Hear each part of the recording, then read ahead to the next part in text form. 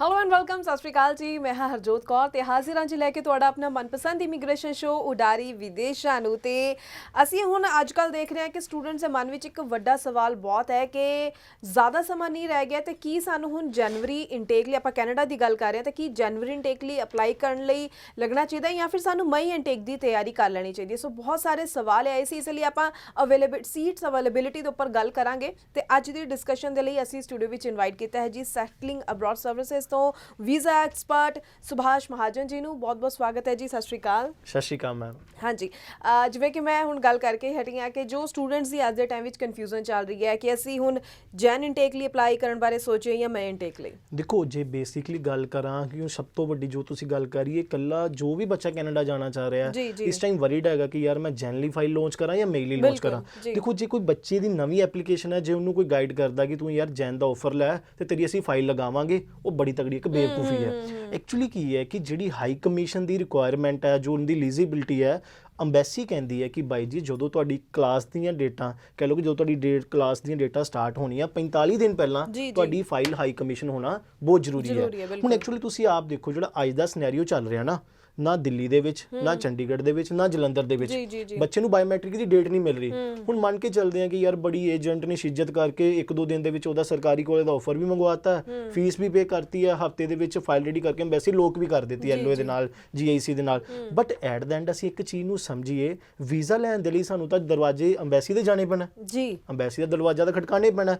ਹੁਣ ਅੰਬੈਸੀ ਕਹਿੰਦੀ ਹੈ ਕਿ ਬਾਈ ਜੀ ਹੁਣ ਤੁਸੀਂ ਆਪ ਸੋਚੋ, ਹੁਣ ਜੋ ਵੀ ਮੇਜਰ ਇਨਟੇਕ ਹੈ ਕੈਨੇਡਾ ਦੇ ਵਿੱਚ, ਉਹਦੀ ਡੇਟਸ ਰਹਿੰਦੀ ਹੈਗੀ ਹੈ 5 ਜਨਵਰੀ 10 ਜਨਵਰੀ, ਉਹ ਟਾਈਮ ਸਿਨੈਰੀਓ ਨਹੀਂ ਰਿਹਾ। ਜਲਦਬਾਜ਼ੀ ਵਿੱਚ ਆਪਾਂ ਕੋਈ ਗਲਤ ਫੈਸਲਾ ਚੱਕ ਲਾਂਗੇ, ਬੱਚਾ ਕੱਲ ਨੂੰ ਰਿਫਿਊਜ਼ ਹੋ ਸਕਦਾ ਹੈ। ਬਿਲਕੁਲ। ਸੋ ਸਾਡੇ ਕਾਲਰਸ ਵੀ ਸਾਡੇ ਨਾਲ ਸ਼ੋਅ 'ਚ ਜੁੜਨੇ ਸ਼ੁਰੂ ਹੋ ਗਏ ਨੇ ਤੇ ਮੈਂ ਸਾਰੇ ਦਰਸ਼ਕਾਂ ਨੂੰ ਜ਼ਰੂਰ ਕਹਿਣਾ ਚਾਹੂੰਗੀ ਕਿ ਤੁਸੀਂ ਕੋਈ ਵੀ ਸਵਾਲ ਹੋਵੇ ਸਾਡੇ ਸ਼ੋਅ ਦੇ ਵਿੱਚ ਲਗਾਤਾਰ ਜੋ ਨੰਬਰ ਡਿਸਪਲੇ ਹੋ ਰਿਹਾ ਇਸ ਉੱਪਰ ਕਾਲ ਕਰਕੇ ਜੋ ਹੈ ਸਵਾਲਾਂ ਦੇ ਜਵਾਬ ਲੈ ਸਕਦੇ ਹੋ। ਇਸ ਇਲਾਵਾ ਜੇਕਰ ਤੁਸੀਂ ਵਿਜ਼ਿਟ ਕਰਨਾ ਚਾਹੋ ਸੈਟਲਿੰਗ ਅਬਰੋਡ ਸਰਵਿਸਿਜ਼ ਦੇ ਆਫਿਸ ਵਿੱਚ, ਤਾਂ ਮੁਹਾਲੀ ਦੇ ਸੈਕਟਰ 3B2 ਦੇ ਵਿੱਚ ਇਹਨਾਂ ਦਾ ਆਫਿਸ ਹੈ। ਤੁਸੀਂ ਆਪਣੇ ਡਾਕੂਮੈਂਟਸ ਲੈ ਕੇ ਵਿਜ਼ਿਟ ਕਰ ਸਕਦੇ ਹੋ ਸਹੀ ਗਾਈਡੈਂਸ ਦੇ ਲਈ, ਤਾਂ ਕਿ ਸਹੀ ਸਮੇਂ ਤੇ ਸਹੀ ਤਰੀਕੇ ਦੇ ਨਾਲ ਤੁਸੀਂ ਅੱਗੇ ਵੱਧ ਕੇ ਜੋ ਹੈ ਅਪਲਾਈ ਕਰ ਸਕੋ ਜੀ।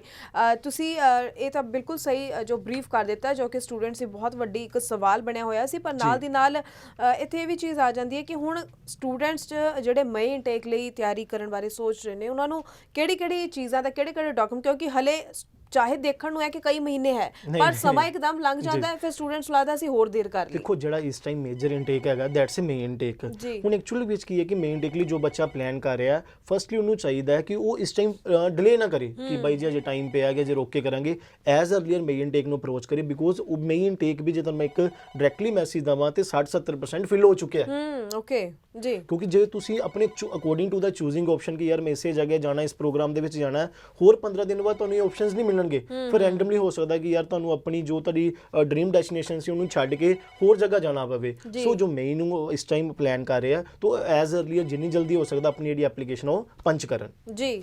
ਸੋ ਕਾਲਰ ਸਾਡੇ ਨਾਲ ਜੁੜ ਗਏ ਨੇ ਲਾਈਨ ਤੇ। ਹੈਲੋ ਹਾਂਜੀ, ਸਤਿ ਸ਼੍ਰੀ ਅਕਾਲ ਜੀ। ਕੀ ਨਾਮ ਹੈ, ਕਿਹੜੀ ਜਗ੍ਹਾ ਤੋਂ ਬੋਲ ਰਹੇ ਹੋ? ਸਤਿ ਸ਼੍ਰੀ ਅਕਾਲ ਮੈਮ, ਜਸਕਰਨ ਗੱਲ ਕਰ ਰਹੇ ਹਾਂ ਜੀ, ਲੁਧਿਆਣੇ ਤੋਂ। ਹਾਂਜੀ ਜਸਕਰਨ ਜੀ, ਕੀ ਸਵਾਲ ਹੈ?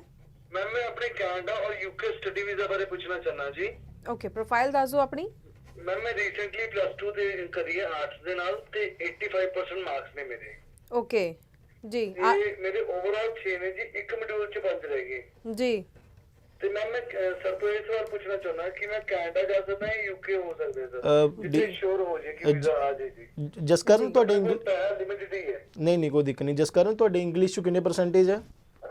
ਸਰ ਮੇਰੇ ਇੰਗਲਿਸ਼ 74% ਹੈ। Okay, great. ਜਸਕਰਨ ਤੁਸੀਂ ਆਪਣਾ ਸਵਾਲ ਟੀਵੀ ਸਕਰੀਨ ਤੇ ਦੇਖੋ। ਹੁਣ ਦੇਖੋ ਮੈਮ, ਐਕਚੁਅਲੀ ਕੀ ਹੈ ਕਿ ਜਦੋਂ ਬੱਚੇ ਦੇ ਓਵਰਆਲ 6 ਚੋਂ 5 ਰਹਿ ਜਾਂਦੇ ਆ ਨਾ, ਤੇ ਬੱਚਾ ਸੋਚਦਾ ਯਾਰ ਕੈਨੇਡਾ ਮੈਂ ਐਵੇਂ ਹੱਥ ਪਾਲ ਨੂੰ ਕਰ ਲੂੰ ਕਿਤੇ ਰਿਫਿਊਜ਼ ਨਾ ਹੋ ਜਾ। ਸੋ ਜਿਹੜੀ ਇਹ ਪ੍ਰੋਫਾਈਲ ਹੈਗੀ ਹੈ, ਰੀਸੈਂਟ ਪ੍ਰੋਫਾਈਲ ਹੈਗੀ ਹੈ, 2000 ਬੱਚਾ 21 ਪਾਸ ਆਊਟ ਹੈਗਾ, ਓਵਰਆਲ 6 ਚੋਂ 5 ਵੀ ਹੈਗੇ ਆ, ਔਰ ਸਭ ਤੋਂ ਵੱਡੀ ਗੱਲ ਇੰਗਲਿਸ਼ 'ਚ 74% ਵੀ ਹੈਗੇ ਆ। ਸੋ ਮੈਂ ਪ੍ਰੋਫਾਈਲ ਨੂੰ ਕੰਪੈਰੀਜ਼ਨ ਲੈਵਲ ਟੂ ਕੈਨੇਡਾ, ਮੈਨੂੰ UK ਜ਼ਿਆਦਾ ਪ੍ਰੈਫਰ ਕਰਦਾ। UK ਦੇ ਵਿੱਚ ਕੀ ਹੈਗਾ ਕਿ ਅੱਛੀ ਯੂਨੀਵਰਸਿਟੀਜ਼ ਹੈਗੀਆਂ, ਠੀਕ ਹੈ, ਜਿਹਦੇ ਵਿੱਚ ਇਸ ਬੱਚੇ ਨੂੰ ਸਕੋਲਰਸ਼ਿਪ ਮਿਲ ਸਕਦੀ ਹੈ। ਐਕਚੁਅਲੀ ਕੀ ਹੈ ਕਿ ਇਸ ਜਿਹੜੀ ਪ੍ਰੋਫਾਈਲ ਹੈ, ਦੇਖੋ ਨਾ ਬੇਸਿਕਲੀ ਗੱਲ ਕੀ ਹੁੰਦੀ ਹੈ, ਐਡਮਿਸ਼ਨ ਲੈਣਾ is not a big deal. Admission ਦਾ ਤੁਹਾਨੂੰ ਕੈਨੇਡਾ ਜਿਹੜੀ ਮਰਜ਼ੀ ਕੰਟਰੀ ਦੀ ਐਡਮਿਸ਼ਨ ਲੈ ਲਓ ਤੁਸੀਂ, ਪਰ ਲੇਕਿਨ ਕੀ ਹੁੰਦਾ ਹੈ ਕਿ right country to the right profile, ਕਿ ਸਾਨੂੰ ਕੰਟਰੀ ਦੇ ਅਕੋਰਡਿੰਗ ਆਪਣੇ ਆਪ ਨੂੰ ਫਿੱਟ ਹੋਣੇ ਪੈਣਾ ਹੈ। ਆਈ ਨਹੀਂ ਕਹੀਏ ਕਿ ਕੰਟਰੀ ਸਾਡੇ ਕਰਕੇ ਫਿੱਟ ਹੋਵੇ। ਹੁਣ ਐਕਚੁਅਲ 'ਚ ਕੀ ਹੈ, ਜੇ ਇਸ ਪ੍ਰੋਫਾਈਲ ਦੀ ਵੇਖੀਏ, ਜੋ ਯੂਕੇ ਦੀ 70 ਪੁਆਇੰਟਸ ਦੀ ਰਿਕੁਆਇਰਮੈਂਟ ਹੈਗੀ ਹੈ, ਜੇ ਬੱਚਾ ਸਾਲ ਦੀ ਫੀਸ ਪੇ ਕਰ ਦਿੰਦਾ ਹੈ ਤੇ ਆਰਾਮ ਦੇ ਨਾਲ ਬੱਚੇ ਨੂੰ ਯੂਕੇ ਦਾ ਵੀਜ਼ਾ ਹੱਸ ਕੇ ਮਿਲੂਗਾ। ਹੁਣ ਜਿਵੇਂ ਬੱਚਾ ਕਹਿ ਰਿਹਾ ਸੀ ਕਿ ਮੇਰਾ ਬਜਟ ਘੱਟ ਹੈਗਾ, ਸੋ ਇਹ ਇੱਕ ਬੜਾ ਤਗੜਾ ਕੁਐਸਚਨ ਮਾਰਕ ਹੈ। ਜਦੋਂ ਵੀ ਗੱਲ ਹੁੰਦੀ ਨਾ ਯੂਕੇ ਦੀ, ਜੋ ਸਪੈਸ਼ਲੀ ਯੂਕੇ ਦੇ ਵਿੱਚ ਆਪਾਂ ਯੂਨੀਵਰਸਿਟੀ ਦੀ ਗੱਲ ਕਰਦੇ ਹਾਂ ਤੇ ਬੱਚੇ ਸੋਚਦੇ ਆ ਯਾਰ ਕਿ ਯੂਨੀਵਰਸਿਟੀ ਦਾ ਤਾਂ ਐਕਸਪੈਂਸਿਵ ਬਹੁਤ ਜ਼ਿਆਦਾ ਹੈ, 12-14 ਲੱਖ ਰੁਪਏ ਫੀਸ ਹੈ। ਦੇਖੋ ਡੀਅਰ, ਇਹ ਸਿਰਫ ਹੈਗਾ ਇਨਰ ਲੰਡਨ ਦੇ ਜਿਹੜੇ ਹੈਗੇ ਆ, ਉਹ ਕਹਿ ਲਓ ਕਿ ਐਕਸਪੈਂਸਿਸ ਹੈਗੇ ਆ, ਪਰ ਲੇਕਿਨ ਐਕਚੁਅਲੀ ਜੇ ਗੱਲ ਕਰਾਂ, here's a number of universities all over the UK, ਜਿਹਦੇ ਵਿੱਚ ਜਿਹੜਾ ਕਹਿ ਲਓ ਕਿ ਫੀਸ ਸਟਰਕਚਰ ਹੈਗਾ ਸਿਰਫ 7 ਤੋਂ 8 ਲੱਖ ਰੁਪਏ ਹੈਗਾ। ਕਹਿ ਲਓ ਕਿ ਕੈਨੇਡਾ ਤੋਂ ਵੀ ਘੱਟ ਬਜਟ ਹੈਗਾ। ਸੋ ਆਰਾਮ ਦੇ ਨਾਲ ਤੁਸੀਂ ਇਸ ਪ੍ਰੋਫਾਈਲ ਨੂੰ ਯੂਕੇ ਦੇ ਵਿੱਚ ਲਾਈਨ ਅਪ ਕਰੋ। ਤੁਹਾਨੂੰ ਕੋਈ ਜ਼ਰੂਰਤ ਨਹੀਂ LOR MOI ਦੇ ਉੱਤੇ, ਤੁਹਾਡੇ ਆਈਲੈਟਸ ਹੈਗੇ ਆ, ਬੈਂਡ ਸਕੋਰ ਚੰਗੇ ਹੈਗੇ ਆ, ਸਿਰਫ ਤੁਸੀਂ ਸਾਨੂੰ MOI ਦਿਓ, ਮੀਡੀਅਮ ਇੰਸਟਰਕਸ਼ਨ ਦਿਵੋ ਔਰ ਅੱਛੀ ਯੂਨੀਵਰਸਿਟੀ, ਔਰ ਸਭ ਤੋਂ ਜਿੱਦਾਂ ਤੁਸੀਂ ਆਰਟਸ ਕੀਤੀ ਹੋਈ ਹੈ। ਹੁਣ ਬੱਚਾ ਡਿਪੈਂਡ ਕਰਦਾ ਹੈ ਕਿ ਇਹ ਅੱਗੇ ਡਿਗਰੀ ਪ੍ਰੋਗਰਾਮ ਨੂੰ ਚਾਹੁੰਦਾ ਹੈ ਜਾਂ ਡਿਪਲੋਮਾ ਪ੍ਰੋਗਰਾਮ ਨੂੰ ਚਾਹੁੰਦਾ ਹੈ। ਇਹਦੇ ਵਿੱਚ ਹਰ ਆਪਸ਼ਨਸ ਇਹਨੂੰ ਮਿਲ ਜਾਣਗੇ। ਜੀ ਬਿਲਕੁਲ। ਤੇ ਮੈਂ ਇੱਥੇ ਪੁੱਛਣਾ ਚਾਹੂੰਗੀ ਜ਼ਰੂਰ, ਜਿਵੇਂ ਇਸ ਪ੍ਰੋਫਾਈਲ ਦੀ ਹੀ ਆਪਾਂ ਗੱਲ ਕਰੀਏ, ਇਹ ਆਪਾਂ ਨਾਰਮਲੀ ਦੇਖੀਏ ਪ੍ਰੋਫਾਈਲ ਤਾਂ ਹਰ ਕੋਈ ਸੋਚਦਾ ਕਿ ਚਲੋ ਕੈਨੇਡਾ ਦੀ ਨੌਨ SDS ਪ੍ਰੋਫਾਈਲ ਦੇ ਵਿੱਚ ਲੱਗ ਜਾਏਗਾ, ਤੇ ਤੁਸੀਂ ਸੁਜੈਸਟ ਕਰ ਰਹੇ ਯੂਕੇ। ਮਤਲਬ ਇਹ ਇਸ ਥਾਂ ਤੇ ਆ ਕੇ ਡਿਸੀਜਨ ਲੈਣਾ ਜਾਂ ਸਟੂਡੈਂਟ ਨੂੰ ਇਹ ਚੀਜ਼ ਸਮਝਾਣੀ ਕਿੰਨੀ ਕੁ ਟਫ ਹੁੰਦੀ ਹੈ, ਕਿਉਂਕਿ ਸਟੂਡੈਂਟ ਵੀ ਸੋਚਦਾ ਚਲੋ ਨੌਨ SDS ਲੱਗੇ ਪਰ ਮੇਰਾ ਕੈਨੇਡਾ ਬਣ ਰਿਹਾ ਤੇ ਮੈਂ ਕੈਨੇਡਾ ਅਪਲਾਈ ਕਰਾਂ। ਜੀ ਬਿਲਕੁਲ, ਤੁਹਾਡਾ ਕੁਐਸਚਨ ਬਹੁਤ ਵਧੀਆ ਲੱਗਾ। ਐਕਚੁਅਲੀ ਕਰਕਸ ਕੀ ਹੁੰਦਾ ਹੈ, ਹੁਣ ਜੇ ਤੁਸੀਂ ਬੱਚੇ ਦੀ ਡਿਮਾਂਡੇਸ਼ਨ ਸੀ, ਖੁਦ ਹੀ ਬੱਚੇ ਨੇ ਆਪਣੇ ਆਪ ਨੂੰ ਇੱਕ ਕੁਐਸਚਨ ਕੀਤਾ ਕਿ ਡੀਅਰ ਮੈਂ ਕੈਨੇਡਾ ਕਰਾਂ ਜਾਂ ਆਈਦਰ ਯੂਕੇ। ਇੱਕ ਬੱਚਾ ਹੁੰਦਾ ਯਾਰ stick to the one country, ਯਾਰ ਮੈਂ ਜਾਣਾ ਹੀ ਕੈਨੇਡਾ, ਠੀਕ ਹੈ। ਫਿਰ ਉਹਨਾਂ ਕੇਸਿਸ ਦੇ ਵਿੱਚ ਅਸੀਂ ਇਸ ਬੱਚੇ ਨੂੰ ਯੂਨੀਵਰਸਿਟੀ ਪ੍ਰੈਫਰ ਕਰਾਂਗੇ। ਬਾਕੀ ਦੇਖੋ ਨਾ, ਜੋ ਮੈਂ ਤੁਹਾਨੂੰ ਸਟਾਰਟਿੰਗ 'ਚ ਇੱਕ ਚੀਜ਼ ਕਹੀ ਹੈ, ਹਰ ਇੱਕ ਕੰਟਰੀ ਦੀ ਇੱਕ ਐਲੀਜੀਬਿਲਟੀ ਹੈ, ਤੇ ਜੇ ਯੂਕੇ ਦੀ ਐਲੀਜੀਬਿਲਟੀ ਆਪਾਂ ਨੂੰ ਫੁੱਲਫਿਲ ਹੋ, ਦੇਖੋ ਨਾ ਅੱਗੇ ਖੂਹ ਮੈਂ ਜਾਣ ਕੇ ਛਾਲ ਨਹੀਂ ਮਾਰ ਸਕਦਾ। ਹਾਂਜੀ ਬਿਲਕੁਲ। ਇਹ ਚੀਜ਼ਾਂ ਹੁੰਦੀਆਂ। ਜੀ ਅਗਲੇ ਕਾਲਰ ਲਾਈਨ ਤੇ ਨੇ। ਹੈਲੋ ਹਾਂਜੀ, ਸਤਿ ਸ਼੍ਰੀ ਅਕਾਲ ਜੀ, ਕੀ ਨਾਮ ਹੈ, ਕਿਹੜੀ ਜਗ੍ਹਾ ਤੋਂ ਬੋਲ ਰਹੇ ਹੋ? ਮੈਂ ਦਾਮਨੀ ਗੱਲ ਕਰ ਰਹੀ ਹਾਂ ਹਾਂਜੀ ਅੰਮ੍ਰਿਤਸਰ ਤੋਂ। ਹਾਂਜੀ, ਕੀ ਸਵਾਲ ਹੈ? ਹੈਲੋ ਹਾਂਜੀ ਆਪਣਾ ਸਵਾਲ ਦੱਸ ਦਿਓ। ਮੈਂ USA ਲਈ ਕਨਫਰਮ ਕਰਨਾ ਸੀਗਾ। ਮੈਂ +2 ਕੀਤੀ ਹੋਈ ਹੈ, ਰੀਸੈਂਟਲੀ ਪਾਸ ਆਊਟ ਆ, ਬਟ ਮੈਂ IELTS ਨਹੀਂ ਕੀਤੀ ਹੋਈ। ਓਕੇ, ਕਿੰਨੀ ਪਰਸੈਂਟੇਜ ਹੈ +2 ਵਿੱਚ? 78%। ਸਪੈਸ਼ਲਾਈਜੇਸ਼ਨ ਕੀ ਸੀ +2 ਦੀ? ਹਾਂਜੀ ਦਾਮਨੀ, ਤੁਸੀਂ +2 ਕਿਹਦੇ ਵਿੱਚ ਕੀਤੀ ਹੈ? ਆਰਟਸ ਵਿੱਚ। ਕੋਈ ਦਿੱਕਤ ਨਹੀਂ। ਹੁਣ ਦੇਖੋ ਬੇਸਿਕਲੀ ਕੀ ਹੈਗਾ ਕਿ USA ਦਾ ਵੀਜ਼ਾ ਇਸ ਟੋਟਲੀ ਡਿਪੈਂਡ ਅਪਨ ਦਾ ਇੰਟਰਵਿਊ। ਚਾਹੇ ਤੁਹਾਡੇ 8 ਬੈਂਡ ਹੈ, ਚਾਹੇ ਤੁਹਾਡਾ 10 ਸਾਲ ਦਾ ਗੈਪ ਹੈਗਾ, ਜੇ ਤੁਸੀਂ ਹਾਈ ਕਮਿਸ਼ਨ ਦੇ ਜਿੱਥੋਂ ਤੁਸੀਂ ਜਾ ਰਹੇ ਹੋ, ਤੁਸੀਂ ਉਹਦਾ ਇੰਟਰਵਿਊ ਕਲੀਅਰ ਕਰੋਗੇ, ਦੈਨ USA ਦੀ ਹਾਈ ਕਮਿਸ਼ਨ, USA ਦੀ ਐਮਬੈਸੀ ਤੁਹਾਨੂੰ ਵੀਜ਼ਾ ਗ੍ਰਾਂਟ ਕਰੂਗੀ। ਹੁਣ ਐਕਚੁਅਲੀ ਕੀ ਹੁੰਦਾ ਹੈ ਕਿ ਬੱਚੇ ਸੋਚਦੇ ਆ ਕਿ ਯਾਰ USA ਤੋਂ ਡਰਦੇ ਆ, ਆਪਾਂ ਭੱਜਦੇ ਆ ਕਿ ਬਾਈ ਜੀ ਸਾਡਾ ਵੀਜ਼ਾ ਕਿਤੇ ਰੁਕ ਤਾਂ ਨਹੀਂ ਜਾਊਗਾ, ਸਾਡੇ ਕੋਲ ਇੰਟਰਵਿਊ ਤਾਂ ਨਹੀਂ ਕਲੀਅਰ ਹੋਊਗਾ। ਦੇਖੋ ਐਟ ਦਾ ਐਂਡ ਜਿਹੜਾ ਇੰਟਰਵਿਊ ਦੇ ਵਿੱਚ ਮੇਜਰ ਹੁੰਦੀ ਹੈ ਕੁਐਸਚਨ ਕੀ ਹੋਣੀ ਹੈ ਯਾਰ, ਹੋਣੀ ਤਾਂ ਤੁਹਾਡੀ ਪ੍ਰੋਫਾਈਲ ਦੀ ਰਿਗਾਰਡਿੰਗ ਹੈ। ਬਿਲਕੁਲ। ਕਿ ਕਿਸ ਜਗ੍ਹਾ ਦੀ ਤੁਸੀਂ I-20 ਮੰਗਵਾਈ ਹੈ, ਕੀ ਕੋਰਸ ਹੈ, ਕਿਵੇਂ ਦੇ ਤੁਹਾਡੇ ਫਾਈਨੈਂਸ਼ੀਅਲਸ ਹੈ। ਹੁਣ ਇੱਥੇ ਡਿਪੈਂਡ ਕਰਦੀ ਹੈ ਤੁਹਾਡੇ ਏਜੰਟਸ ਦੀ ਸਕਿੱਲਸ, ਕਿ ਬੱਚੇ ਨੂੰ ਜਿਹੜੇ ਹੈਗੇ ਆ ਕਹਿ ਲਓ ਕਿ ਫੈਕਟਸ ਹੁੰਦੇ ਆ ਨਾ, ਜੋ ਫ੍ਰੀਕੁਐਂਟਲੀ ਆਸਕ ਕੁਐਸਚਨਸ, ਕਿ ਬਿਲਕੁਲ ਕਿ ਜੋ ਹਾਈ ਕਮਿਸ਼ਨ ਦੇ ਸਿਨੈਰੀਓ ਦੇ ਅਕੋਰਡਿੰਗ ਜੋ ਕਹਿ ਲਓ ਕਿ ਉਹ ਝੱਟ ਪੁੱਛਦੇ ਆ, ਜੇ ਅਸੀਂ ਉਹਨਾਂ ਨੂੰ ਪ੍ਰੋਪਰਲੀ ਬਰੀਫ ਐਕਸਪਲੇਨ ਕਰ ਦਿੱਤਾ ਜਾਏ, ਪ੍ਰੋਪਰਲੀ ਉਹਨਾਂ ਨੂੰ ਜਸਟੀਫਿਕੇਸ਼ਨ ਦਿੱਤੀ ਜਾਏ, ਤਾਂ ਡੈਫੀਨੇਟਲੀ ਬੱਚਾ ਇੰਟਰਵਿਊ ਕਰੈਕਸ ਕਰ ਲੂਗਾ। ਹੁਣ ਐਕਚੁਅਲ ਕੀ ਹੈਗਾ ਸਾਡਾ ਜਿਹੜਾ ਇੰਟਰਵਿਊ ਕਰੈਕ ਕਰਨ ਦਾ ਸਿਨੈਰੀਓ ਕੀ ਹੈ ਕਿ ਜੋ ਸਾਡੇ ਕੋਲ ਇੱਕ ਪ੍ਰੋਪਰਲੀ ਵੈਲ ਟ੍ਰੇਨਡ ਸਟਾਫ ਹੈਗਾ, ਜਿਹਦਾ ਦਾ ਕੰਮ ਹੀ ਜਸਟ ਇੰਟਰਵਿਊ ਪ੍ਰੈਪਰੇਸ਼ਨ ਦਾ ਹੈ। ਬੱਚਾ ਲੱਖ ਵਾਰੀ ਕਹੇ ਕਿ ਯਾਰ ਮੇਰੀ ਪ੍ਰੈਪਰੇਸ਼ਨ ਡਨ ਹੈ, ਜਦ ਤੱਕ ਸਾਨੂੰ ਨਹੀਂ ਲੱਗਦਾ ਤਦ ਤੱਕ ਅਸੀਂ ਅਪਾਇੰਟਮੈਂਟ ਨਹੀਂ ਪਿਕ ਕਰਦੇ। ਜੀ ਹੈਲੋ ਹਾਂਜੀ, ਸਤਿ ਸ਼੍ਰੀ ਅਕਾਲ ਜੀ, ਕੀ ਨਾਮ ਹੈ, ਕਿਹੜੀ ਜਗ੍ਹਾ ਤੋਂ ਬੋਲ ਰਹੇ ਹੋ? ਜੀ ਕੋਮਲ ਗੱਲ ਕਰ ਰਹੀ ਹਾਂ ਮੈਂ ਮੋਗਾ ਤੋਂ। ਹਾਂਜੀ ਕੋਮਲ ਜੀ, ਕੀ ਸਵਾਲ ਹੈ? ਐਕਚੁਅਲੀ ਮੈਂ ਸਰ ਨੂੰ ਪੁੱਛਣਾ ਸੀ ਆਸਟ੍ਰੇਲੀਆ ਦੇ ਰਿਗਾਰਡਿੰਗ, ਆਸਟ੍ਰੇਲੀਆ ਦੇ ਵੀਜ਼ੇ ਵਾਸਤੇ। ਜੀ ਆਪਣੀ ਪ੍ਰੋਫਾਈਲ ਦੱਸ ਦਿਓ। ਇਸ ਮੈਂ +2 ਕਰੀ ਹੋਈ ਹੈ ਜੀ 2019 ਜੀ 6 not less than 5.5 ਬੈਂਡ ਹੈ। ਓਕੇ ਹਾਂਜੀ, ਤਾਂ ਇਸ ਪੋਸੀਬਲ ਹੈ ਆਸਟ੍ਰੇਲੀਆ ਦਾ ਕੋਈ ਲੱਗ ਸਕਦਾ ਹੈ ਜਾਂ ਬਾਰਡਰ ਵਗੈਰਾ ਦਾ, ਕਿਉਂਕਿ ਇਦਾਂ ਦਾ ਕੋਈ ਇਸ਼ੂ ਤਾਂ ਨਹੀਂ ਹੈ ਕਿ ਅਗਰ ਵੀਜ਼ਾ ਆ ਜਾਏ ਤਾਂ ਇੱਥੇ ਬੈਠ ਕੇ ਹੀ ਪੜਨਾ ਪਏ। ਆਫਟਰ 19 ਕੀ ਹੈਗਾ ਕੋਮਲ ਤੁਹਾਡਾ? ਆਫਟਰ 19 ਕੁਝ ਖਾਸ ਨਹੀਂ, ਮਤਲਬ ਲਾਈਕ ਉਸ ਤੋਂ ਬਾਅਦ ਕੋਵਿਡ ਹੋ ਗਿਆ, ਮੈਨੂੰ ਥੋੜਾ ਆਇਲਸ ਕਰਦੇ ਨੂੰ ਟਾਈਮ ਲੱਗ ਗਿਆ ਕਿਉਂਕਿ 2-3 ਅਟੈਂਪਟ ਚ ਕਲੀਅਰ ਹੋਇਆ ਆਇਲਸ। ਠੀਕ ਹੈ, ਤੇ ਕੋਮਲ ਜੇ ਤੁਹਾਨੂੰ ਇਹਦੇ ਵਿੱਚ ਅਸੀਂ ਯੂਨੀਵਰਸਿਟੀ ਪ੍ਰੈਫਰ ਕਰੀਏ, ਫਾਈਨੈਂਸ਼ੀਅਲੀ ਕੋਈ ਦਿੱਕਤ ਤਾਂ ਨਹੀਂ ਹੈਗੀ ਆਪਾਂ ਨੂੰ? ਨੋ ਸਰ, ਫੰਡਿੰਗ ਦਾ ਵੀ ਹੋ ਸਕਦਾ ਹੈ ਔਰ ਅਗਰ ਯੂਨੀਵਰਸਿਟੀ ਮਿਲ ਜਾਏ ਤਾਂ ਸਭ ਤੋਂ ਬੈਸਟ ਹੈ। ਠੀਕ ਹੈ, ਬਿਲਕੁਲ ਜੀ ਕੋਮਲ ਨੂੰ ਤੁਸੀਂ ਜਵਾਬ ਟੀਵੀ ਸਕਰੀਨ ਤੇ ਸੁਣੋ। ਹੁਣ ਐਕਚੁਅਲ ਕੀ ਹੈ ਮੈਮ, ਜਿਵੇਂ ਇਹ ਬੱਚੇ ਦੀ ਪ੍ਰੋਫਾਈਲ ਹੈ, ਬੱਚਾ 19 ਪਾਸ ਆਊਟ ਹੈ, ਓਵਰਆਲ 6 ਹੈ, ਇੱਕ 'ਚ 5.5 ਹੈ। ਹੁਣ ਸਾਡੇ ਇੱਥੇ ਇਸ ਟਾਈਮ ਪੰਜਾਬ 'ਚ ਪਤਾ ਕੀ ਹੋ ਰਿਹਾ, ਚਾਹੇ ਬੱਚੇ ਦੇ 6.5 ਹੈ, ਚਾਹੇ 7 ਹੈ, ਚਾਹੇ 5.5 ਹੈ, ਉਹਨੂੰ ਜੇ ਸਪੈਸ਼ਲੀ ਗੱਲ ਕਰਾਂ, ਕਹਿੰਦੇ ਨਾ ਇੱਟਾਂ ਨਾਲ ਗੋੜਾ ਬੰਨੀ ਜਾ ਰਿਹਾ, ਹਰ ਇੱਕ ਪ੍ਰੋਫਾਈਲ ਨੂੰ ਨਾ ਚੱਕ ਕੇ A3 ਲੈਵਲ ਦਾ ਕਾਲਜ ਦੇ ਰਿਹਾ ਜੀ, ਚੱਕੋ ਵੈਟ ਕਾਲਜਸ। ਹੁਣ ਦੇਖੋ ਬੱਚੇ ਦੀ ਜਿਹੜੀ ਪ੍ਰੋਫਾਈਲ ਓਵਰਆਲ 6 ਚੋਂ 5.5 ਹੈ। ਅਸੀਂ ਕਹਿੰਦੇ ਨੇ ਕਿ ਆਸਟ੍ਰੇਲੀਆ ਰਿਫਿਊਜ਼ ਕਰ ਰਿਹਾ ਆਪਾਂ ਨੂੰ। ਹੁਣ ਐਕਚੁਅਲ ਕੀ ਹੈ, 3 ਤਰ੍ਹਾਂ ਦੇ ਲੈਵਲ ਹੈ ਆਸਟ੍ਰੇਲੀਆ ਦੇ ਵਿੱਚ, university level, TAFE colleges level ਔਰ ਪਲੱਸ ਵੈਟ ਕਾਲਜਸ ਲੈਵਲ। ਹੁਣ ਐਕਚੁਅਲ ਕੀ ਹੈ ਕਿ ਅਸੀਂ GT ਕਲੀਅਰ ਕਰਨ ਤੋਂ ਭੱਜਦੇ ਹਾਂ।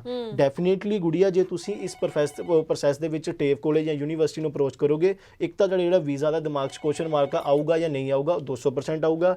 ਔਰ ਦੂਸਰੀ ਗੱਲ ਜਿਹੜੀ ਤੁਹਾਡਾ ਕੰਸਰਨ ਰਿਹਾ ਕਿ ਹੁਣ ਆਸਟ੍ਰੇਲੀਆ ਦੇ ਬਾਰਡਰ ਦਾ ਕੀ ਸਿਨੈਰੀਓ ਰਹੂਗਾ। ਦੇਖੋ ਆਸਟ੍ਰੇਲੀਆ ਦਾ ਜਿਹੜਾ ਬਾਰਡਰ ਦਾ ਸਿਨੈਰੀਓ ਹੈਗਾ 19th of ਨਵੰਬਰ ਤੋਂ ਬਾਅਦ ਸਾਨੂੰ ਪ੍ਰੋਪਰਲੀ ਉਹ ਕੰਸਰਨ ਕਲੀਅਰ ਕਰ ਦੇਣਗੇ ਕਿ ਇਸ ਟਾਈਮ ਜਿਹੜਾ ਉਹਨਾਂ ਨੇ ਮੇਜਰ ਜਿਹੜਾ ਕੋਵਿਡ ਕਹਿ ਲਓ ਕਿ ਬੇਸ ਗਰਾਊਂਡ ਸਿਡਨੀ ਨੂੰ ਨਿਊ ਸਾਊਥ ਵੇਲ ਦੇ ਵਿੱਚ ਕੰਸਰਨ ਆਪ ਕਲੀਅਰ ਕੀਤਾ ਸੀ, ਜਿਵੇਂ ਉਹਨਾਂ ਨੇ ਆਪਣੇ PR ਸਿਟੀਜ਼ਨ ਬੰਦਿਆਂ ਨੂੰ ਟਰੈਵਲ ਦੀ ਪਰਮਿਸ਼ਨ ਦੇ ਦਿੱਤੀ ਹੈ।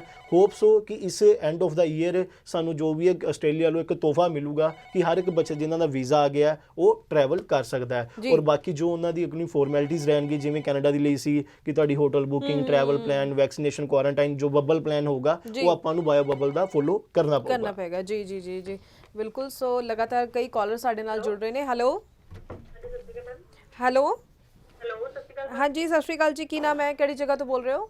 ਜਸਪ੍ਰੀਤ ਬੋਲ ਰਹੀ ਹਾਂ ਮੈਮ, ਰੋਪੜ ਤੋਂ। ਹਾਂਜੀ ਜਸਪ੍ਰੀਤ ਜੀ, ਕੀ ਸਵਾਲ ਹੈ? ਮੈਮ UK ਸਟੱਡੀ ਬਾਰੇ ਪੁੱਛਣਾ ਸੀਗਾ ਮੈਂ। ਆਪਣੀ ਪ੍ਰੋਫਾਈਲ ਦੱਸ ਦਿਓ। ਮੈਮ ਗ੍ਰੈਜੂਏਸ਼ਨ ਕੀਤੀ ਹੈ ਮੈਂ 2021 ਦੇ ਵਿੱਚ। ਓਕੇ। ਆਇਲਸ ਨਹੀਂ ਕੀਤੀ ਹੋਈ ਮੈਂ ਜੀ, ਆਇਲਸ ਨਹੀਂ ਕੀਤੀ ਹੋਈ, ਠੀਕ ਹੈ। ਗ੍ਰੈਜੂਏਸ਼ਨ ਕਿਸ ਚ, ਕਿਹੜੀ ਸਟਰੀਮ ਚ ਕੀਤੀ ਹੈ ਤੁਸੀਂ? ਆਰਟਸ ਦੇ ਵਿੱਚ ਕੀਤੀ ਹੈ। ਆਰਟਸ ਜੀ, ਆਰਟਸ ਦੇ ਵਿੱਚ। ਇੰਗਲਿਸ਼ ਸਬਜੈਕਟ ਸੀ ਤੁਹਾਡੇ ਕੋਲ ਜਸਪ੍ਰੀਤ? ਹਾਂਜੀ ਹਾਂਜੀ ਸੀਗਾ ਸਰ। ਕਿ ਗੁੜੀਆ ਕਿੰਨੀ ਇੰਗਲਿਸ਼ ਚ ਓਵਰਆਲ ਕਿੰਨੇ ਪਰਸੈਂਟੇਜ ਆਇਆ ਤੁਹਾਡੇ? ਇੰਗਲਿਸ਼ ਚ ਸਰ 58 ਹੈਗੇ ਆ, ਠੀਕ ਹੈ। ਤੇ ਪਲੱਸ 2 ਵੀ ਤੁਹਾਡੀ ਆਰਟਸ ਚ ਸੀ? ਹਾਂਜੀ ਸਰ। Okay great. ਦੇਖੋ ਜਸਪ੍ਰੀਤ ਕੀ ਹੈਗਾ ਐਕਚੁਅਲ ਵਿੱਚ, ਹੁਣ ਜਿਵੇਂ ਤੁਸੀਂ ਰੀਸੈਂਟ ਪਾਸ ਆਊਟ ਹੈਗੇ ਹੋ, ਜਿਵੇਂ ਤੁਸੀਂ ਆਰਟਸ ਦੇ ਨਾਲ ਕੀਤੀ ਹੋਈ ਹੈ, ਇੰਗਲਿਸ਼ 'ਚ 58% ਹੈਗੇ ਆ। ਹੁਣ ਇਹਦੇ ਵਿੱਚ ਕੀ ਹੈਗਾ ਕਿ ਬੱਚੇ ਨੂੰ ਹੋ ਸਕਦਾ ਕਿ ਆਪਾਂ ਨੂੰ ਪ੍ਰੀ ਸੈਸ਼ਨਲ ਕੋਰਸ ਕਰਨਾ ਪਏ।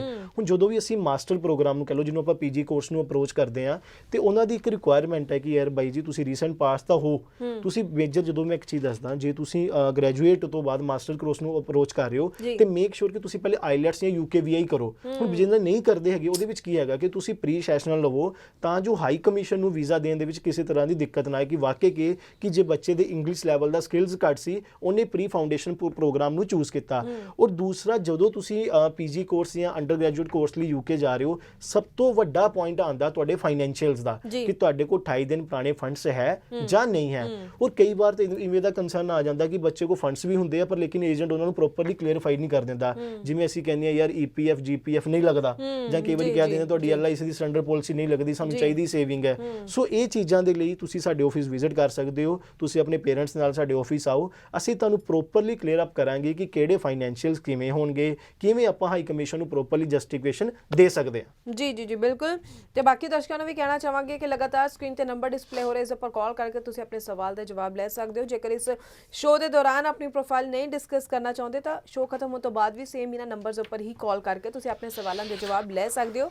ਤੇ ਮੋਹਾਲੀ 3B2 ਵਿੱਚ ਸੈਟਲਿੰਗ ਅਬਰੋਡ ਦਾ ਆਫਿਸ ਹੈ, ਤੁਸੀਂ ਇੱਥੇ ਪਹੁੰਚ ਕੇ ਵਿਜ਼ਿਟ ਕਰਕੇ ਆਪਣੇ ਡਾਕੂਮੈਂਟਸ ਲੈ ਕੇ ਆਓਗੇ ਤਾਂ ਸਹੀ ਤਰੀਕੇ ਨਾਲ ਅਸੈਸਮੈਂਟ ਕਰਕੇ ਤੁਹਾਨੂੰ ਗਾਈਡ ਕੀਤਾ ਜਾ ਸਕਦਾ ਹੈ ਕਿ ਤੁਸੀਂ ਕਿਹੜੇ ਰਸਤੇ ਵਧੀਆ ਤਰੀਕੇ ਨਾਲ ਜੋ ਹੈ ਆਪਣੇ ਸੁਪਨੇ ਸਾਕਾਰ ਕਰ ਸਕਦੇ ਹੋ।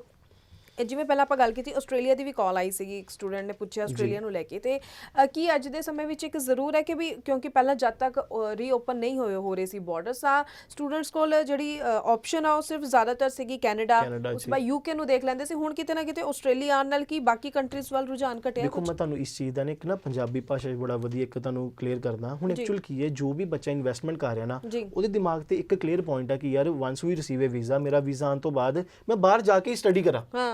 ਦੇਖੋ ਨਾ, ਹੁਣ ਮੈਂ ਹੀ ਇੰਨਾ ਪੈਸਾ ਲਾਇਆ, ਬਾਅਦ ਚੋਂ ਮੈਨੂੰ ਮੇਰਾ ਏਜੰਟ ਕਹੇ ਕਿ ਨਹੀਂ ਬਾਈ ਜੀ ਤੁਸੀਂ ਸਾਲ ਇੱਕ ਪੜੋ ਇੱਥੇ, 6 ਮਹੀਨੇ ਇੱਥੇ ਪੜੋ, ਤੇ ਉਹ ਚੀਜ਼ ਆਪਾਂ ਨੂੰ ਡਾਈਜੈਸਟ ਨਹੀਂ ਹੁੰਦੀ। ਹੁਣ ਐਕਚੁਅਲ 'ਚ ਕੀ ਹੈ, ਹੁਣ ਬਿਲਕੁਲ ਤੁਹਾਡੀ ਗੱਲ ਸਹੀ ਸੀ, ਜਿੱਦਾਂ ਹੁਣ ਆਸਟ੍ਰੇਲੀਆ ਨਿਊਜ਼ ਦੇ ਰਿਹਾ, ਹੁਣ ਆਸਟ੍ਰੇਲੀਆ ਦਾ ਇੰਟਰਸਟ ਵੀ ਵੱਧ ਰਿਹਾ। ਔਰ ਸਭ ਤੋਂ ਵੱਡੀ ਗੱਲ ਹੈ, ਜਿਵੇਂ ਪੰਜਾਬੀ 'ਚ ਨਹੀਂ ਕਹਿੰਦੇ ਕਿ ਯਾਰ ਨਵੀਂ ਵਿਆਹੀ ਵੋਟੀ ਦਾ ਹਰ ਇੱਕ ਨੂੰ ਚਾਹ ਹੁੰਦਾ ਹੈ, ਹੁਣ ਐਕਚੁਅਲ ਜਿੱਦਾਂ ਆਸਟ੍ਰੇਲੀਆ ਨੇ ਬੋਰਡਰਸ ਓਪਨ ਕੀਤੇ ਆ ਔਰ ਵੀਜ਼ਾ ਵੀ ਬਹੁਤ ਫਾਸਟ ਟਰੈਕ ਤੇ ਦਿੱਤੇ ਆ, 5.5 ਬੈਂਡ ਤੇ ਹਫਤੇ ਦੇ ਵਿੱਚ ਵੀਜ਼ਾ, ਕਾਫੀ ਚੀਜ਼ਾਂ ਜਿਹੜੀਆਂ ਹੈਗੀਆਂ ਕਲੀਅਰ ਅਪ ਕੀਤੀਆਂ। ਬਾਕੀ ਮੈਂ ਕਹਿ ਰਿਹਾ ਕਿ ਆਉਣ ਵਾਲੇ 1-2 ਮਹੀਨੇ ਦੇ ਵਿੱਚ ਆਸਟ੍ਰੇਲੀਆ ਸਾਨੂੰ ਬਹੁਤ ਵੱਡੀ ਖੁਸ਼ਖਬਰੀ ਦਊਗਾ। ਔਰ ਸਭ ਤੋਂ ਵੱਡੀ ਗੱਲ ਹੈ ਕਿ ਜੋ ਬੱਚੇ stick to the one country specially for the Australia ਜਾਣਾ ਚਾਹੁੰਦੇ ਆ, ਉਹਨਾਂ ਦਾ ਇੱਕ ਰਾਈਟ ਟਾਈਮ ਟੂ ਲੋਕ ਇਹ ਫਾਈਲ ਹੈਗਾ। ਸੋ ਤੁਸੀਂ ਆਪਣਾ ਆਫਰ ਅਪਲਾਈ ਕਰੋ, ਆਪਣੀ ਸੀਓ ਲਵੋ, ਆਪਣੇ ਫਾਈਨੈਂਸ਼ੀਅਲਸ ਰੈਡੀ ਕਰੋ ਕਿ ਜਿੱਦਾਂ ਹੀ ਤੁਹਾਡਾ ਆਸਟ੍ਰੇਲੀਆ ਬਾਰਡਰ ਕਰਦਾ, ਕਹਿੰਦੇ ਨਾ ਕਿ first in you will in queue you will serve first, ਕਿ ਜਿੰਨੀ ਜਲਦੀ ਤੁਸੀਂ ਲਾਈਨ 'ਚੋਂ ਉਨੀ ਜਲਦੀ ਤੁਸੀਂ ਪਹਿਲੇ ਸਰਵ ਹੋਵੋਗੇ।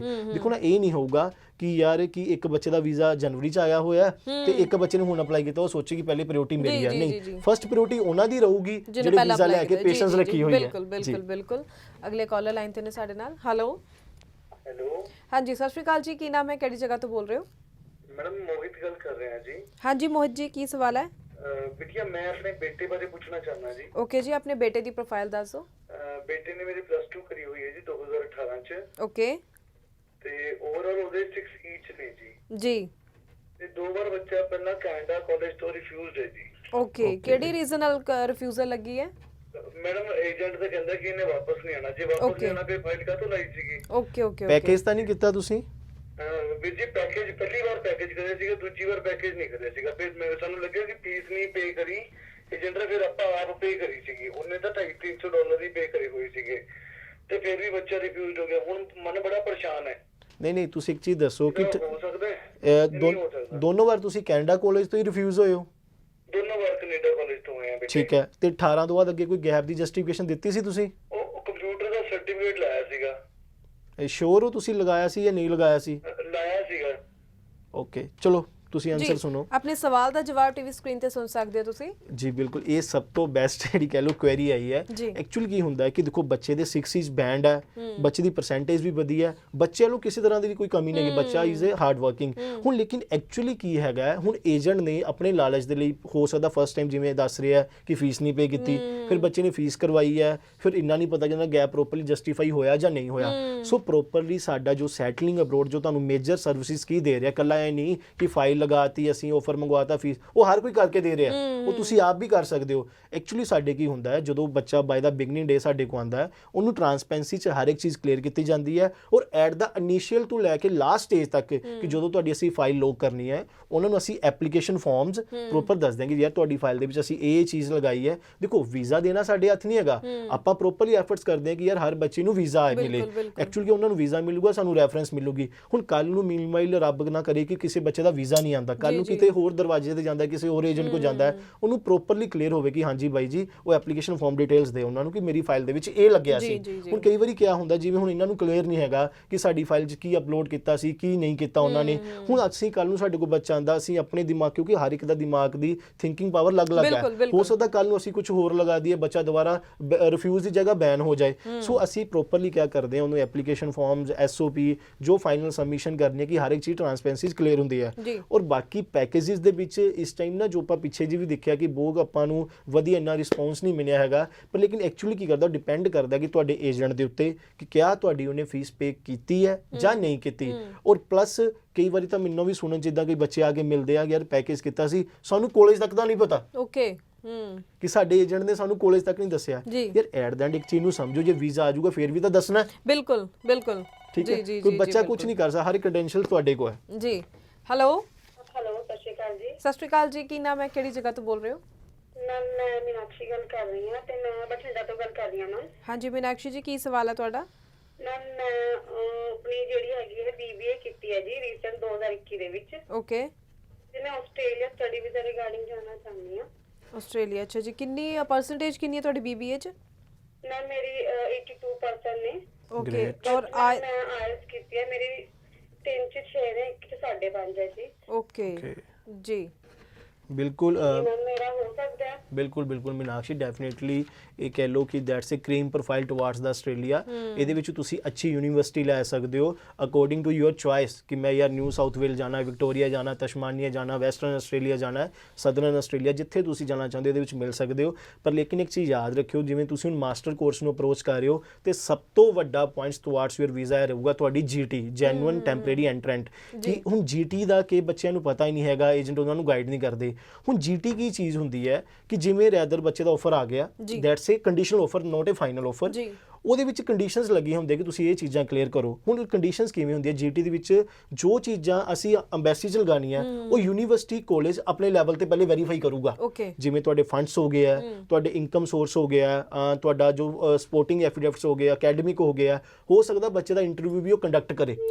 ਜੇ ਤੁਹਾਡੀ GT ਕਲੀਅਰ ਹੋ ਜਾਂਦੀ ਹੈ then definitely Australian high commission department of home affairs ਤੁਹਾਨੂੰ ਡੈਫੀਨੇਟਲੀ ਵੀਜ਼ਾ ਦਊਗਾ।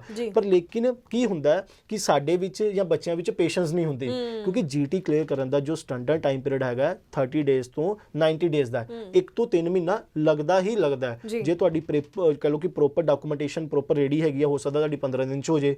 ਜੇ ਤੁਹਾਡੇ ਏਜੰਟਸ ਦੇ ਕਿੰਨੇ ਕੁ ਐਫਰਟਸ ਆ, ਹੋ ਸਕਦਾ 3 ਮਹੀਨੇ ਵੀ ਲੱਗ ਜਾਣ। ਇਹ ਚੀਜ਼ਾਂ ਨੂੰ ਬਾਈਂਡ ਅਪ ਕਰਕੇ GT ਕਲੀਅਰ ਹੁੰਦੀ ਹੈ। ਹੁਣ ਤੁਸੀਂ ਵੇਖਿਆ ਹੋਊਗਾ ਕਿ ਯਾਰ ਆਸਟ੍ਰੇਲੀਆ ਦੇ ਵਿੱਚ ਬੱਚਾ ਸੋਚਦਾ ਯਾਰ ਰਿਫਿਊਜ਼ਲ ਬਹੁਤ ਆਉਂਦੀ ਹੈ ਮੈਨੂੰ। ਐਕਚੁਅਲੀ ਕੀ ਹੈਗਾ, ਬੱਚਾ ਵੀ ਭੱਜਦਾ ਉਸ ਚੀਜ਼ ਤੋਂ ਤੇ ਆਪਾਂ ਏਜੰਟ ਵੀ ਭੱਜਦੇ ਆ। ਯਾਰ ਆਸਟ੍ਰੇਲੀਆ ਦਾ GT ਕਲੀਅਰ ਕਰਨਾ ਮੀਨਸ ਤੁਹਾਡਾ visa secure. First step to secure your visa ਕਿ ਤੁਸੀਂ GT ਕਲੀਅਰ ਕਰੋ। ਹੁਣ ਏਜੰਟ ਕੀ ਕਰਦੇ ਆ, GT ਨਹੀਂ ਕਲੀਅਰ ਕਰਦੇ ਨੇ, ਐਫਰਟਸ ਨਹੀਂ ਲੈਣ ਦਿੰਦੇ, ਬੱਚੇ ਵੀ ਟੈਨਸ਼ਨ ਲੈਂਦੇ ਕਿ ਸਾਡਾ ਇੱਕ ਇਨਟੇਕ ਮਿਸ ਹੋ ਜਾਊਗਾ। ਪਰ ਲੇਕਿਨ ਇਹ ਚੀਜ਼ ਸਮਝੋ, ਜੇ ਤੁਹਾਡੀ GT ਕਲੀਅਰ ਹੈ ਕੱਲ ਨੂੰ ਤੁਸੀਂ PR ਵੀ ਹੋਵੋਗੇ, ਕਿਉਂਕਿ GT ਜਿਹੜੀ ਕਲੀਅਰ ਹੁੰਦੀ ਹੈ ਅੰਡਰ ਦਾ ਕਰਾਈ ਕੋਰਸ ਹੁੰਦੀ ਹੈ। ਤੇ ਕਰਾਈ ਕੋਰਸਿਸ ਉਹ ਕੋਰਸਿਸ ਦਾ ਜਿਹਦੇ ਵਿੱਚ ਆਸਟ੍ਰੇਲੀਆ 'ਚ ਬੱਚਾ PR ਹੁੰਦਾ ਹੈ। ਹੁਣ ਅਸੀਂ ਕਈ ਵਾਰ ਸੁਣਦੇ ਹਾਂ ਕਿ ਯਾਰ ਆਸਟ੍ਰੇਲੀਆ 7 ਸਾਲ ਹੋ ਗਏ ਬੱਚਾ PR ਨਹੀਂ ਹੋਇਆ। ਇਹ ਚੀਜ਼ਾਂ ਮੈਟਰ ਕਰਦੀਆਂ। ਦੇਖੋ ਇਹ ਚੀਜ਼ਾਂ ਸਾਨੂੰ ਸੈਟਲਿੰਗ ਅਬਰੋਡ ਪ੍ਰੋਵਾਈਡ ਕਰੂਗਾ, ਕੱਲੀ ਕਹ ਲਓ ਵੀਜ਼ਾ ਤੱਕ ਨਹੀਂ, ਪੋਸਟ ਲੈਂਡਿੰਗ ਸਰਵਿਸਿਜ਼ ਤੱਕ ਵੀ ਅਸੀਂ ਤੁਹਾਡੀ ਹੈਲਪ ਕਰਾਂਗੇ। ਜੀ ਬਿਲਕੁਲ। ਹੈਲੋ ਹਾਂਜੀ, ਸਤਿ ਸ਼੍ਰੀ ਅਕਾਲ ਜੀ, ਕੀ ਨਾਮ ਹੈ, ਕਿਹੜੀ ਜਗ੍ਹਾ ਤੋਂ ਬੋਲ ਰਹੇ ਹੋ? ਮੇਰਾ ਨਾਮ ਸਨਮ ਹੈ ਜੀ। ਕੀ ਸਵਾਲ ਹੈ ਜੀ? मैंने ग्रेजुएशन की हुई है 2019 में। ओके। मेरे 60% मार्क्स ने। मैं यूके अप्लाई करना, मेरा हो जाएगा? गैप वगैरह का कोई इशू तो नहीं होएगा? ਤੁਸੀਂ ਆਇਲਸ ਕੀਤਾ ਹੈ? नहीं मैम, विदाउट आइल्स है ना, और मेरा गैप भी है जी। फ्री ਸੀ ਤੁਸੀਂ ਨਾ ਆਫਟਰ 19? ਹੈਲੋ, ਕਾਲ ਕੱਟ ਗਈ ਹੈ ਜੀ ਬਿਲਕੁਲ। ਜਿਵੇਂ ਹੁਣ ਬੱਚੀ ਦੀ ਗ੍ਰੈਜੂਏਸ਼ਨ 19 ਚ ਹੈ ਵਿਦ 60% ਮਾਰਕਸ ਹੈਗੇ, UK ਨੂੰ ਪਲਾਨ ਕਰ ਰਿਹਾ ਹੈ। ਸੋ ਮੈਂ ਪ੍ਰੋਪਰਲੀ ਪਹਿਲੇ ਵੀ ਉਹੀ ਗੱਲ ਕਹੀ ਸੀ, ਜੇ ਤੁਸੀਂ ਮਾਸਟਰ ਪ੍ਰੋਗਰਾਮ ਨੂੰ ਅਪਰੋਚ ਕਰ ਰਹੇ ਹੋ UK ਦੇ ਲਈ ਤਾਂ ਸਭ ਤੋਂ ਪਹਿਲਾਂ ਮੇਜਰ ਤੁਹਾਡਾ ਕਰਕਸ ਦੇਖੋਗੇ ਜੇ UK ਕੰਟਰੀ ਅਪਰੋਚ ਕਰ ਰਹੇ ਹੋ ਕਿ ਤੁਹਾਡੇ ਕੋਲ ਫਾਈਨੈਂਸ਼ੀਅਲਸ ਹੈਗੀਆਂ, 28 ਦਿਨ ਪੁਰਾਣਾ ਤੁਹਾਡੇ ਕੋਲ ਲਿਵਿੰਗ ਐਕਸਪੈਂਸ ਹੈ, ਉਹ ਤੁਸੀਂ ਪ੍ਰੋਪਰਲੀ ਸ਼ੋਅ ਕਰ ਸਕਦੇ ਹੋ। ਔਰ ਦੂਸਰਾ ਰਹੀ ਗੱਲ ਗੈਪ ਦੀ। ਹੁਣ ਗੈਪ ਤੁਹਾਨੂੰ ਦੱਸਦਾ UK ਕਿੱਦਾਂ ਦੀ ਕੰਟਰੀ ਹੈ, ਜੋ ਤੁਸੀਂ ਐਪਲੀਕੇਸ਼ਨਸ ਡਿਟੇਲਸ ਦਿੱਤੀਆਂ ਫਾਈਲ ਦੇ ਵਿੱਚ ਲਗਾਈਆਂ ਉਹਨਾਂ ਨੂੰ ਪ੍ਰੋਪਰਲੀ ਐਕਸਪਲੇਨ ਕਰੂਗਾ। ਜੇ ਤੁਸੀਂ UK ਦਾ ਕਦੀ ਕੋਈ ਡਿਸੀਜਨ ਲੈਟਰ ਮਤਲਬ ਰਿਫਿਊਜ਼ਲ ਲੈਟਰ ਦੇਖਿਆ ਹੋਵੇ ਤਾਂ ਪ੍ਰੋਪਰਲੀ ਲਾਈਨ ਲਿਖੀ ਹੁੰਦੀ ਹੈ ਕਿ ਬਈ ਤੁਹਾਡੇ ਇੱਥੇ ਇਹ ਕਮੀ ਹੈ, ਇੱਥੇ ਇਹ ਕਮੀ ਹੈ। ਜੇ ਆਫਟਰ 19 ਟੂ ਟਿਲ ਨਾਓ ਤੱਕ ਦੀ ਅਸੀਂ ਜੇ ਪ੍ਰੋਪਰਲੀ ਐਕਸਪਲੋਰਿੰਗ SOP ਵਿੱਚ ਕਰ ਸਕਾਂਗੇ ਤਾਂ definitely she get a visa for the UK। ਪਰ ਜਿਵੇਂ ਇਹਨਾਂ ਨੇ ਕਿਹਾ ਵਿਦਆਊਟ ਆਇਲਸ ਕਰਨਾ ਚਾਹੁੰਦੇ ਨੇ। ਬਿਲਕੁਲ ਦੇਖੋ, ਮੈਂ ਜਿਵੇਂ ਦੱਸਿਆ ਵਿਦਆਊਟ ਆਇਲਟਸ ਦੇ ਵਿੱਚ ਕੀ ਹੁੰਦਾ ਹੈ ਕਿ MOI LOR ਬੇਸ ਦੇ ਉੱਤੇ ਪ੍ਰੀ ਸੈਸ਼ਨਲ ਕੋਰਸ ਵੀ ਲੈ ਸਕਦੇ। ਜਿਵੇਂ ਅਸੀਂ ਸੁਣਿਆ ਹੋਗਾ ਜਿੱਦਾਂ ਆਸਟ੍ਰੇਲੀਆ 'ਚ LE ਕੋਰਸ ਲੱਗਦਾ ਹੈ, ਠੀਕ ਹੈ, ਸੇਮ ਇਹਦੇ ਵਿੱਚ ਆਪਾਂ ਨੂੰ ESL ਪ੍ਰੋਗਰਾਮ ਮਿਲ ਜਾਂਦਾ। ਉਸ ਬਿਹਾਫ ਤੇ ਯੂਨੀਵਰਸਿਟੀ ਪਾਥਵੇ ਪ੍ਰੋਗਰਾਮ ਹੁੰਦਾ ਹੈ, English pathway program to the university ਹੁੰਦਾ ਹੈ। ਡੈਫੀਨੇਟਲੀ ਉਹਦੇ ਵਿੱਚ ਇਹਨਾਂ ਦਾ ਵੀਜ਼ਾ ਰਿਸੀਵ ਹੋ ਜਾਊਗਾ। ਜੀ ਬਿਲਕੁਲ। ਸੋ ਆਪਣੇ ਦਰਸ਼ਕਾਂ ਨੂੰ ਮੈਂ ਬਾਰ-ਬਾਰ ਇਸੇ ਲਈ ਇਹ ਗੱਲ ਬੋਲ ਰਹੀ ਹਾਂ ਕਿ ਤੁਹਾਡੇ ਵੀ ਮਨ ਵਿੱਚ ਕੋਈ ਸਵਾਲ ਹੋਵੇ ਤਾਂ ਜਿਵੇਂ ਬਾਕੀ ਜਿਹਨੇ ਸਟੂਡੈਂਟਸ ਨੇ, ਜਿਹਨੇ ਸਾਡੇ ਦਰਸ਼ਕ ਨੇ ਕਾਲ ਕਰਕੇ ਜੋ ਹੈ ਪੂਰੇ ਸਵਾਲਾਂ ਦੇ ਜਵਾਬ ਲੈ ਪਾ ਰਹੇ ਨੇ ਤਾਂ ਕਿ ਉਹਨਾਂ ਨੂੰ ਵੀ ਸਮਝ ਆ ਸਕੇ ਕਿ ਉਹਨਾਂ ਦੀ ਪ੍ਰੋਫਾਈਲ ਦੇ ਅਕੋਰਡਿੰਗਲੀ ਕੀ ਸਹੀ ਹੈ। ਸੋ ਤੁਸੀਂ ਵੀ ਸਹੀ ਡਿਸੀਜਨ ਲੈ ਸਕੋ, ਇਸ ਲਈ ਤੁਸੀਂ ਕਾਲ ਕਰ ਸਕਦੇ ਹੋ। ਵਿਜ਼ਿਟ ਕਰਨਾ ਚਾਹੋ ਤਾਂ ਮੁਹਾਲੀ ਸੈਕਟਰ 3B2 ਵਿੱਚ ਇਹਨਾਂ ਦਾ ਆਫਿਸ ਹੈ, ਵਿਜ਼ਿਟ ਵੀ ਕਰ ਸਕਦੇ ਹੋ। ਤੇ ਤੁਹਾਡਾ ਬਹੁਤ-ਬਹੁਤ ਧੰਨਵਾਦ ਕਿ ਤੁਸੀਂ ਸਾਡੇ ਦਰਸ਼ਕਾਂ ਦੇ ਸਵਾਲਾਂ ਦੇ ਜਵਾਬ ਵੀ ਦਿੱਤੇ ਤੇ ਨਾਲ ਦੀ ਨਾਲ ਬਹੁਤ ਖਾਸ ਗੱਲਾਂ, ਬਹੁਤ ਖਾਸ ਜਾਣਕਾਰੀ ਸਾਡੇ ਦਰਸ਼ਕਾਂ ਨਾਲ ਸਾਂਝੀ ਕੀਤੀ। ਧੰਨਵਾਦ ਜੀ। ਤੇ ਜਾਂਦੇ ਤੁਹਾਨੂੰ ਮਿਲਵਾਨੇ ਆ ਜੀ ਉਹਨਾਂ ਸਟੂਡੈਂਟਸ ਦੇ ਨਾਲ ਜਿਨ੍ਹਾਂ ਨੇ ਸੈਟਲਿੰਗ ਅਬਰੋਡ ਸਰਵਿਸਿਜ਼ ਤੋਂ ਆਪਣਾ ਵੀਜ਼ਾ ਪ੍ਰੋਸੈਸ ਕਰਵਾਇਆ। ਵੀਜ਼ਾ ਉਹਨਾਂ ਦੇ ਹੱਥ ਵਿੱਚ ਹੈ। ਕਿਵੇਂ ਦਾ ਉਹਨਾਂ ਦਾ ਐਕਸਪੀਰੀਅੰਸ ਰਿਹਾ, ਜਾਣਦੇ ਉਹਨਾਂ ਦੀ ਹੀ ਜ਼ੁਬਾਨੀ। ਵੀ ਸੇਮ ਕਿ ਮੇਰੇ ਤੋਂ ਨਹੀਂ ਪਤਾ ਲੱਗ ਰਿਹਾ ਸੀ ਕਿੱਥੋਂ ਵਿਜ਼ਿਟ ਕਰਾਂ, ਕਿਹਨੂੰ ਦੱਸਾਂ, ਕਿਤੋਂ ਪੁੱਛਾਂ ਕਿ ਮਤਲਬ ਕਿਵੇਂ ਆਪਣਾ ਐਕਸਪੀਰੀਅੰਸ ਦੱਸਾਂ ਕਿਸੇ ਨੂੰ ਕਿ ਮੈਂ ਜਾਣਾ ਚਾਹੁੰਦੀ ਹਾਂ ਬਾਹਰ।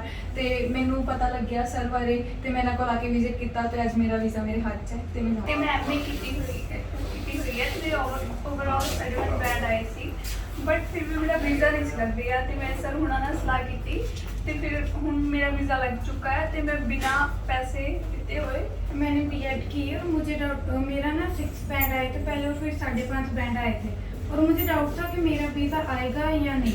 मेरे 15 डेज में 45 डेज में मेरा वीज़ा आ गया था। दोनों विदाउट आइलेट्स ਸੀਗੇ ਤੇ ਅਸੀਂ ਵੀਰਜ ਜੀ ਦੀ ਐਡ ਦੇਖੀ ਤੇ ਅਸੀਂ ਇਹਨਾਂ ਕੋਲ ਆਏ ਤੇ ਸਾਨੂੰ ਬਹੁਤ ਵਧੀਆ ਇਹਨਾਂ ਨੇ ਇੱਕ ਆਨਸਰ ਦਿੱਤਾ ਤੇ ਸਾਨੂੰ ਬਹੁਤ ਵਧੀਆ ਲੱਗਿਆ। ਸਾਨੂੰ ਹੁਣ ਸਾਡਾ ਵੀਜ਼ਾ ਲੱਗ ਕੇ ਆ ਚੁੱਕਿਆ। ਔਰ ਸਭ ਤੋਂ ਮੇਨ ਗੱਲ ਇਹ ਹੈ ਕਿ ਜਿਸ ਤਰ੍ਹਾਂ ਸਰ ਨੇ ਕਿਹਾ ਕਿ ਆਪਾਂ ਮੈਰਿਜ ਕਰਦੇ ਹਾਂ ਇਕੱਠੇ ਰਹਿਣ ਦੀ ਕਰਦੇ ਹਾਂ ਤਾਂ ਮੈਨੂੰ ਬਹੁਤ ਖੁਸ਼ੀ ਹੋਈ ਕਿ ਸਾਡਾ ਵੀਜ਼ਾ ਇਕੱਠੇ ਆਇਆ ਤਾਂ ਅਸੀਂ ਇਕੱਠੇ ਹੀ ਰਹਾਂਗੇ ਫੈਮਿਲੀ। ਹੋ ਰਿਹਾ ਤਾਂ ਜਨਵਰੀ ਇਨਟੇਕ ਵਿੱਚ ਅਗਰ ਤੁਸੀਂ ਆਸਟ੍ਰੇਲੀਆ ਜਾਣਾ ਚਾਹੁੰਦੇ ਹੋ ਖੁਦ ਜਾਂ ਆਪਣੀ ਫੈਮਿਲੀ ਜਾਂ ਸਪਾਊਸ ਦੇ ਨਾਲ, ਤਾਂ ਤੁਸੀਂ ਮੈਨੂੰ ਸੰਪਰਕ ਕਰ ਸਕਦੇ ਹੋ। ਇਸੇ ਬੱਚਿਆਂ ਦੀ ਤਰ੍ਹਾਂ ਤੁਸੀਂ ਵੀ ਜੋ ਹੈ ਉਹ ਆਸਟ੍ਰੇਲੀਆ ਵੀਜ਼ਾ ਲੈ ਕੇ ਟਰੈਵਲ ਕਰ ਸਕਦੇ ਹੋ। ਸਤਿ ਸ਼੍ਰੀ ਅਕਾਲ। ਤੇ ਇਸ ਦੇ ਨਾਲ ਹੀ ਹੁਣ ਮੈਨੂੰ ਯਾਨੀ ਕਿ ਹਰਜੋਤ ਕੌਰ ਨੂੰ ਵੀ ਦੇ ਇਜਾਜ਼ਤ। ਧੰਨਵਾਦ।